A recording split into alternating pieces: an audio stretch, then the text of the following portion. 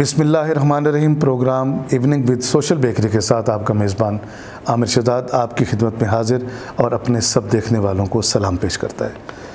नाज़रीन इकराम, ड्रामा एक हमारे माशरे का एक ऐसा सेगमेंट है कि जिसको देखने के लिए हर उम्र का हर तबीयत का इंसान जो है वो यकीनन अपने अंदर एक शौक़ और जुस्तजू रखता है ड्रामा देखने के लिए। ड्रामे की अगर हम हिस्ट्री पर जाएं, ड्रामे की तारीख़ पर जाएं, तो ड्रामा एक जस्तजू का नाम है। हर अगला लम्हा अब क्या होगा, ये ड्रामे का एक मखसूस पार्ट होता है जिसके इंतज़ार में शायकीन सारा ड्रामा बैठ के देखते हैं। ड्रामे ने अपनी संजीदगी की शक्ल के बाद ड्रामे ने मज़ाक की तरफ रुख को मोड़ा और उन लोगों को, उन अज़हान को जो सारा दिन अपने कामकाज के बाद थक जाते थे, उनको आसूदगी देने के लिए मज़ाक की तरफ अपना रुख मोड़ा और लोगों को हंसा के घर भेजने का ये हुनर ड्रामा और स्टेज के पास आया। हमारे साथ आज एक ऐसी शख्सियत हैं जिन्होंने स्टेज से आर्टिस्ट के तौर पे काम शुरू किया, फिर उनका शुमार सीनियर आर्टिस्ट में होने लगा, फिर वो टेलीविज़न की तरफ गए, फिर उनका शुमार असातिज़ा में होने लगा। अब वो बतौर डायरेक्टर के अपना नाम रखते हैं, अपना मकाम रखते हैं। आज मुल्तान के सबसे बड़े थिएटर यानी मेरी मुराद बाबर थिएटर का जो शो है वो उनकी वजह से मुनक़िद होता है। उसके वो डायरेक्टर हैं और वो वहाँ प्रोग्राम मैनेज करते हैं। मेरी मुराद यूसुफ कामरान साहब से है, जो बिल्कुल ड्रामे से मुंसलिक लोगों का, आर्ट और फ़न की दुनिया से मुंसलिक लोगों के लिए जाना पहचाना नाम है और जो अब इस दुनिया में लोग आ रहे हैं उनके लिए उस्ताद का मकाम रखते हैं। बात करेंगे आज के हमारे मेहमान यूसुफ कामरान से। जी यूसुफ भाई। जी शुक्रिया पहले तो कि आपने इनवाइट किया और मैं बड़े अरसे के बाद किसी चैनल पे आया हूँ, वरना मैंने ये काम छोड़ा हुआ था, बंद किया हुआ था। अच्छा, आप बड़े अरसे के बाद किसी चैनल पर आए हैं और यकीन जानिए मुझे भी कितना वक्त बीत गया ये होस्टिंग करते हुए। मुझे भी एक वक्त बीत गया है एक सीनियर तरीन आर्टिस्ट से बात करते हुए, इसलिए मैं भी इस वक्त अपने अंदर एक कपकपी महसूस कर रहा हूँ।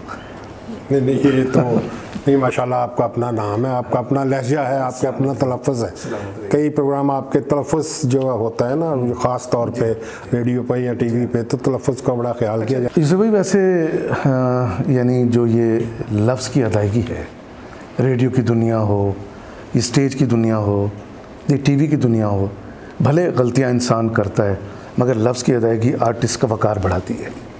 इस बारे में आप क्या फरमाते हैं? तलफ़्फ़ुज़ अदाकारी रेडियो हो या टीवी पे हो, तलफ़्फ़ुज़ बहुत मायने रखता है। उस्ताद जो हमारे सीनियर लोग थे वो इसी बात पे ज़ोर देते थे कि आपको देखकर लोगों ने अल्फाज को ठीक करना है। अगर आप रेडियो पर या टीवी पर गलत लफ्ज़ बोलोगे तो वो पूरी दुनिया वैसे ही बोलने लगेगी। आपको तवज्जो देनी है कि आप वो लफ्ज़ उसी अंदाज में, उसी पैराए में बोलें जो उसका है। अगर आपने ज़ेर ज़बर का फ़र्क डाला तो आप ज़्यादती कर रहे हो, फ़न के साथ भी और लोगों के साथ। और मैं समझता हूँ कि ये ड्रामा जो है ये बरह रास्त यानी एक तालीम है लोगों के लिए।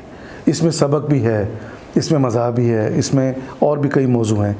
यानी इसकी असरात, यानी मैं आपको एक बात करना चाह रहा हूँ कि हम जब अपने बचपन में, अपने लड़कपन में कभी फ़िल्म देखते थे जो मकबूल आम करैक्टर थे उस वक्त के, मसलन मैं सुल्तान रईस साहब मरहूम की बात करता हूँ, अल्लाह उनकी मग़फ़िरत करे, तो उस अंदर से हाल से उठ के आने वाला हर शख्स सुल्तान रई होता था। यानी ये एक फ़िल्म की बात है। थिएटर से उठने वाला शख्स उससे भी ज़्यादा गहरे असरात लेके उठता है, चूँकि आपकी वाबस्तगी बराह रास्त थिएटर से है। और इसमें कोई शक नहीं कि अल्फाज की जो खूबसूरती है, उसकी अदायगी जो है वो इतनी जामे हो कि अगर कोई उसको सुनता है तो वो उसको इख्तियार करना चाहे तो उसके यहाँ गलती की गुंजाइश ना रहे। ये बात बिल्कुल ठीक है। वक्त के साथ साथ बहुत कुछ बदल गया है। अब अगर यहाँ बैठ कर आपको कहूँ कि जी स्टेज पर ड्रामा हो रहा है तो मैं झूठ ही बोलूँ। हाँ, तकरीबन ये बात अभी एक सच्ची है, हम इसी तरफ बढ़ रहे थे अभी। तो वो बिल्कुल मैं झूठ नहीं बोलूँगा। अब ड्रामा नहीं हो रहा, इसकी बहुत सारी वजूहात हैं। कोई ज़माना था कि लाहौर वाले कहते थे जाए ड्रामा सीखना तो मुल्तान से। क्या बात है जी, क्या वक्त था वो। उस वक्त हमारे उस्ताद ड्रामा सिखाते थे, बाकायदा एक स्क्रिप्ट होता था, एक राइटर होता था। अब हमने सबसे पहला काम क्या किया, हमने पहले तो राइटर को मार दिया। सही बात। ड्रामा लिखवाना बंद। जी हाँ, जी हाँ। जब बुनियाद ही नहीं रख रहे हम, बुनियाद तो ड्रामा राइटर है ना, बाद में डायरेक्टर और आर्टिस्ट बाद में आते हैं। ये अगली बात है, बिल्कुल सही बात है। पहले तो ड्रामा लिखा जाए, सही, कोई अच्छा राइटर लिखेगा, फिर वो डायरेक्टर के पास आएगा, फिर वो देखेगा इसमें कौन सा फनकार फिट होता है और स्क्रिप्ट पढ़ेगा, फिर बाकायदा उसकी फ़ोटो कापियाँ होती थी, हर फनकार को स्क्रिप्ट दिया जाता था कि ना 5 दिन सिर्फ रीडिंग होगी, बैठ के हम एक कंसीव करेंगे कि रोल क्या क्या है, फिर अगले 5 दिन स्टैंड रिहर्सल होगी, खड़े होके करेंगे, मूवी ब्लॉक करेंगे।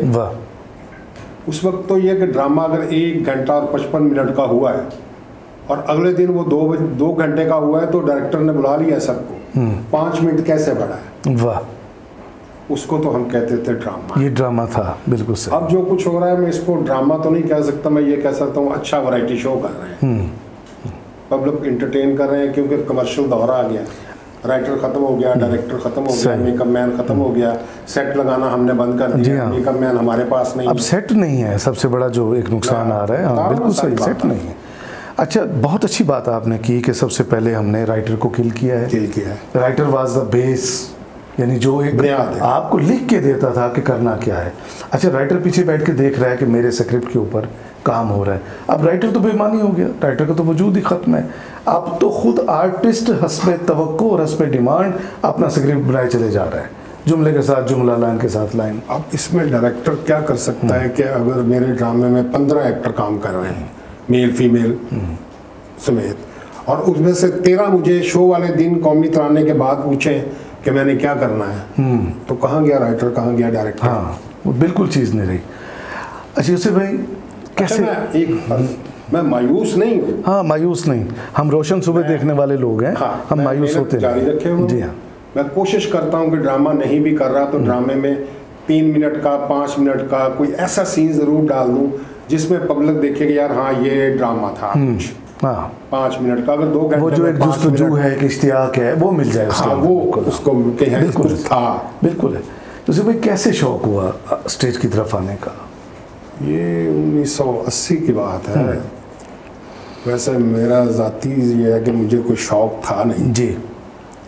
हमारे जहाँ हमारी रिहाइश थी अंदरूनी शहर में, तो वहाँ हमारे वाले साहब की दुकान थी, ये लाटू वगैरह बनाने की, लकड़ी के सामान की, ये डोइयाँ और उस ज़माने में जो पट्टे दीवारों पे लगते थे, पाए और इस टाइप की चीज़ें, रस्से, बड़ा कल्चर था ये भी बड़ा एक। तो हम उस दुकान पे बैठते थे।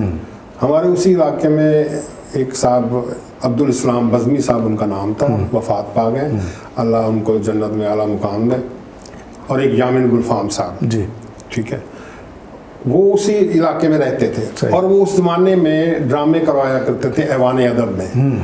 ऐवान अदब हुआ करता था हुसैन स्टेट बैंक जो है जी, हुसैना गाही जी, उसके अंदर जो हाल था उसका नाम ऐवान अदब, सही, वहाँ ड्रामे हुआ करते जी।